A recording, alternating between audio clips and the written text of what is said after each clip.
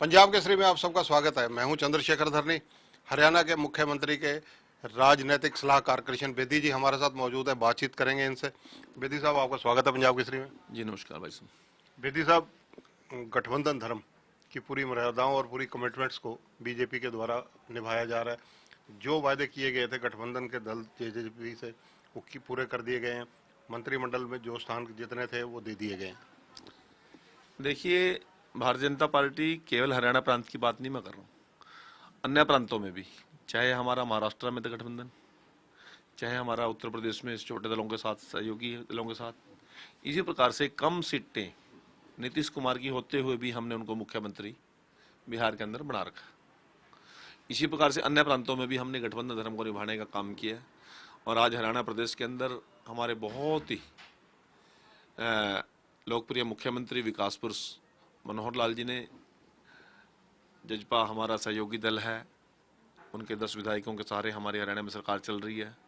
जो जो मेरे केंद्रीय नेतृत्व ने, माननीय प्रधानमंत्री जी ने, माननीय केंद्रीय गृह मंत्री जी ने, अनुराग ठाकुर जी ने, जेपी नड्डा जी ने जिस प्रकार की शुरुआत में तय करके हम चले थे, चाहे मंत्रिमंडल में एक डिप्टी सीएम का पद था, एक कैबिनेट मंत्री का पद था, एक राज्य मंत्री का पद था, चेयरमैन बोर्ड निगमों में हिस्सेदारी थी, हम अपने बनते हिस्से के हिसाब से अपने सहयोगी को, उन वादों को पूरा कर रहे हैं।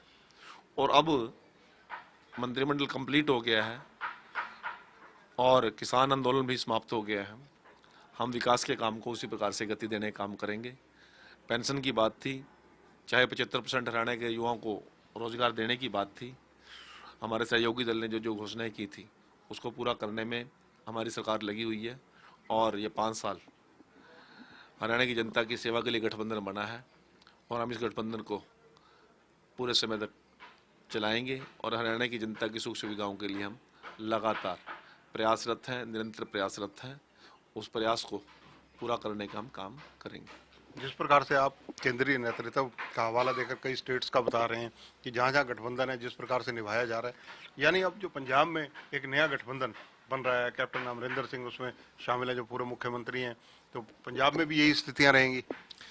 देखिए, हमने प्रकाश सिंह बादल जी के साथ बड़े लंबे समय तक पंजाब के अंदर गठबंधन हमने रखा। गठबंधन तोड़ के भागने की जो शुरुआत उन्होंने की और वो चले भी गए।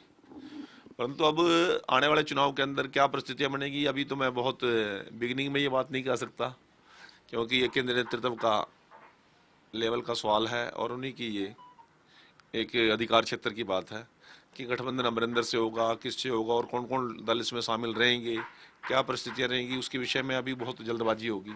परंतु एक बात जरूर कहना चाहता हूँ, पंजाब के अंदर इस बार भारतीय जनता पार्टी लोगों को ये विश्वास दिलाने में अवश्य कामयाब रहेगी कि भारतीय जनता पार्टी अन्य प्रांतों में जिस प्रकार से लोगों की सुख सुविधाओं के लिए, आम लोगों की आवश्यकताओं की पूर्ति के लिए सरकार चला रही है, इसी प्रकार से हम पंजाब में भी एक नया दल बनकर पंजाब की सरकार बनाने का हम काम करेंगे। और पंजाब के लोगों की जो जो समस्याएं पिछले लंबे समय तक क्षेत्रीय दल और कांग्रेस नहीं उनका निभा पाई, उन समस्याओं का निराकरण करने का हम काम करेंगे, ऐसा मैं आपको विश्वास दिला सकता हूँ। 2 साल गठबंधन के लगभग पूरे हो चुके हैं, ज़्यादा टाइम हो चुका है, और 7 साल बीजेपी को सत्ता में आए हो चुका है। बाकी 3 साल में जो वायदे बैलेंस है वो क्या सारे पूरे किए जाएंगे? देखिए, 7 साल 2 महीने हरियाणा प्रांत के अंदर और 7 साल और 7 महीने केंद्र सरकार के हो चुके हैं। हमने जिन बातों को लेकर हम सरकार बनाकर आए थे, चाहे केंद्र में है चाहे हरियाणा प्रदेश में है, हमने उनको पूरा करने का काम किया और जो नहीं पूरे हुए उन पर लगातार प्रयासरत है। हमने वादा किया था कि राम मंदिर, राम जन्मभूमि विवाद को सुलझाने का काम करेंगे। भव्य रामलला का मंदिर बनने जा रहा है। हमने काशी विश्वनाथ की बात की थी, हमने धारा 370 की बात की थी, हमने 3 तलाक की बात की थी, हमने प्रत्येक गांव में बिजली पहुंचाने की बात की थी, सीमाओं की सुरक्षा और मजबूती की बात की थी, प्रत्येक गरीब के घर तक बच्चों को पेट में रोटी, तन पे कपड़ा और पाँव में जूती, शिक्षा, दवाई, न्याय देने की बात थी, वो हमने काम किया।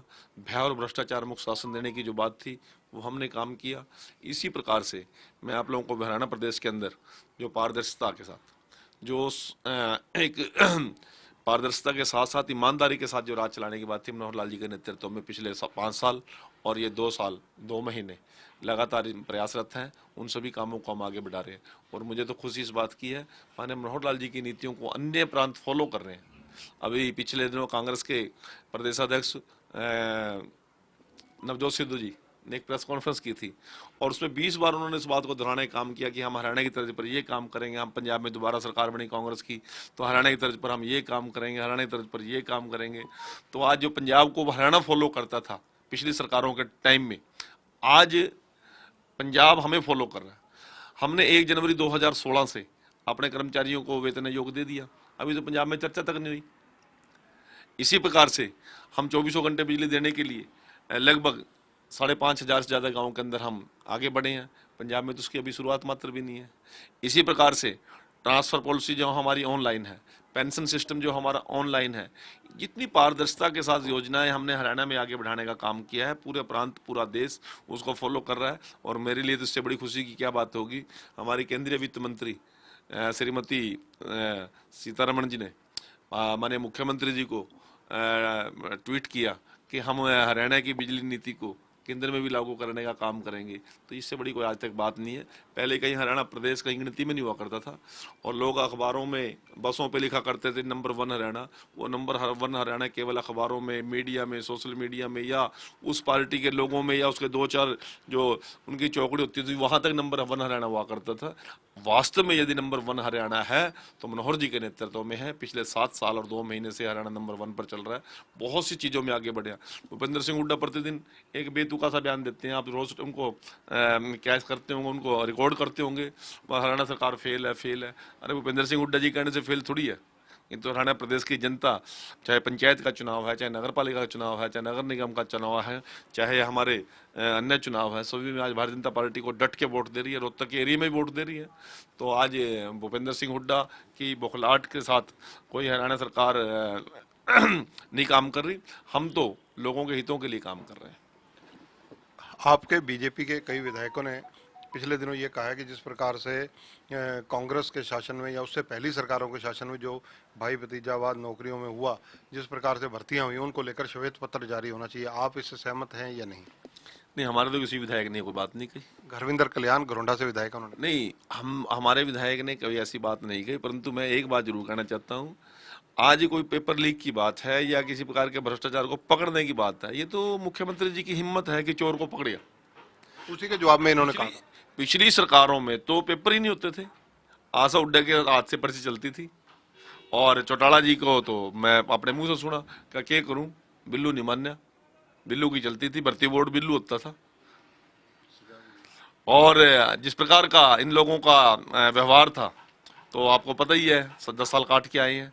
तो इस प्रकार से माने मुख्यमंत्री जी ने बिना पर्ची बिना खर्ची की सरकार चलाने का काम किया और एक चोर को पकड़ने का काम किया, एक सेंधमारी करने वाले गैंग को पकड़ने का, बेनकाब करने का काम किया। ऐसे मुख्यमंत्री जी को तो लोगों की तरफ से वाहवाही मिल रही है। आज जितने भी ईमानदार लोग हैं इस बात का प्रेज कर रहे हैं कि मुख्यमंत्री ने इतनी हिम्मतों की। भूपेंद्र सिंह हुड्डा ने क्यों नहीं हिम्मत करी? उनके तो चाहे आज यूनिवर्सिटी की स्वायत्तता की बात कर रहे हैं, परंतु जिस प्रकार की भर्तियां कुरुक्षेत्र यूनिवर्सिटी के अंदर डीएस संधू जो वाइस चांसलर था उसके टाइम में हुई है, तो ये इस प्रकार की धांधलियों को लूट को मचाना चाहते हैं।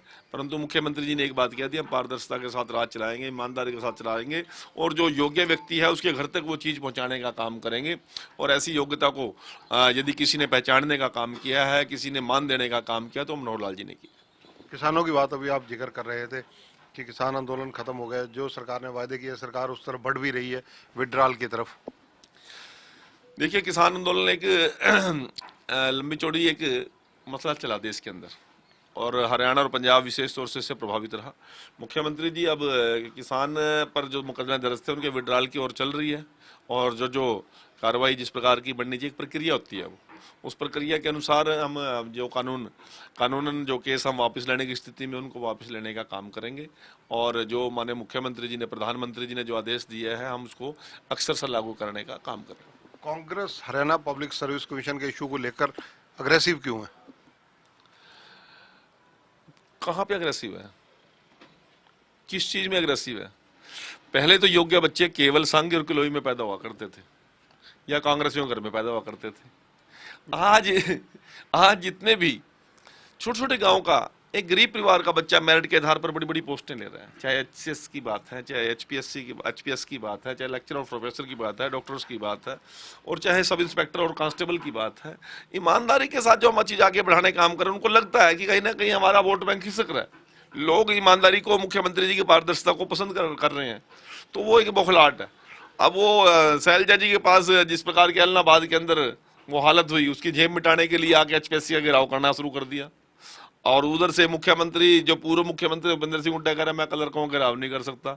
तो ये अपने आप में ही सिर्फ फुटोबल है, कोई ऐसी बात नहीं है। आज हरियाणा प्रदेश के लोगों ने मान लिया है कि मनोहर लाल जी की और ये गठबंधन की जो सरकार है ईमानदारी और पारदर्शिता की पक्षधर है, और बार बार विरोधी दल चाहे कुछ भी कहें, हम पारदर्शिता और ईमानदारी के बीच में कोई समझौता किसी प्रकार का नहीं होने देंगे, किसी प्रकार के गिरोह को पनपने नहीं देंगे। कोई भ्रष्टाचार करने का काम करेगा उसको बिल्कुल नहीं बख्शेंगे, और यह मुख्यमंत्री जी का दृढ़ संकल्प है। और इस दृढ़ संकल्प के साथ मैं नए साल पर आप सभी का हार्दिक अभिनंदन और स्वागत करता हूं। आपके आने वाले समय के लिए ढेरों ढेरों शुभकामनाएं देता हूं। आपको एक विश्वास दिलाना चाहता हूं कि मनोहर जी की सरकार, मनोहर जी के नेतृत्व में हरियाणा प्रदेश के वाकई ही जो कानून व्यवस्था को मानने वाले लोग हैं, जो पारदर्शिता और ईमानदारी के साथ चलने वाले लोग हैं, उनको प्रोत्साहन देने का काम करेंगे, भ्रष्टाचारियों पर लगाम लगाने का काम करेंगे। ये हमारा दृढ़ संकल्प है। अशोक तंवर जी टीएमसी के नेता हो गए हैं, अब पता नहीं कितने दिन के लिए, वही तो नहीं पता ना, पूछ लेना उनसे, मिलेंगे आपको। कांग्रेस में भी इनका ये हाल था, फिर अपना दल क्या बनाया उन्होंने पता नहीं। अब यहाँ कितने दिन रहेंगे उसका भी कोई पता नहीं। अब इन लोगों के जिस प्रकार पाँव में ग्रीस लगी हुई है, पता नहीं कहाँ कहाँ स्लिप होंगे। अभी पिछले चुनाव में ये जेजेपी के साथ थे, इलाहाबाद चुनाव में अभय सिंह के साथ है, अब ये टीएमसी के साथ है। हो सकता है आने वाले चुनाव के बाद ये कहीं, ये आने वाले विधानसभा और लोकसभा चुनाव में कहीं और मिलेंगे। और ऐसे ग्रीस लगे हुए आदमी का कोई स्टैंड तो वो करता नहीं, और मेरे ख्याल में हरियाणा के अंदर कोई अशोक तंवर को सीरियस लेने के लिए तैयार है नहीं। धन्यवाद। तो ये है कृष्ण बेदी, राजनीतिक सलाहकार हैं हरियाणा के मुख्यमंत्री के। इनका कहना है पारदर्शिता और ईमानदारी से नौकरियां केवल हरियाणा में है, और मुख्यमंत्री मनोहर लाल इस मामले में कतई कोई भी चीज़ बर्दाश्त नहीं करते। अगर भ्रष्टाचार का कोई भी मामला आता है तो कड़ी कार्रवाई की जाती है, जैसा कि अभी विजिलेंस की कार्रवाई से स्पष्ट हो चुका है। कैमरामैन संजय सिंह के साथ चंद्रशेखर धरनी, पंजाब केसरी टीवी, चंडीगढ़। हमसे जुड़े रहने के लिए हमारे YouTube चैनल को सब्सक्राइब करें और नई वीडियो की नोटिफिकेशन के लिए बेल आइकॉन को दबाएं। अगर आप ये वीडियो Facebook पर देख रहे हैं तो लाइक जरूर करें और ज्यादा से ज्यादा शेयर करें। धन्यवाद।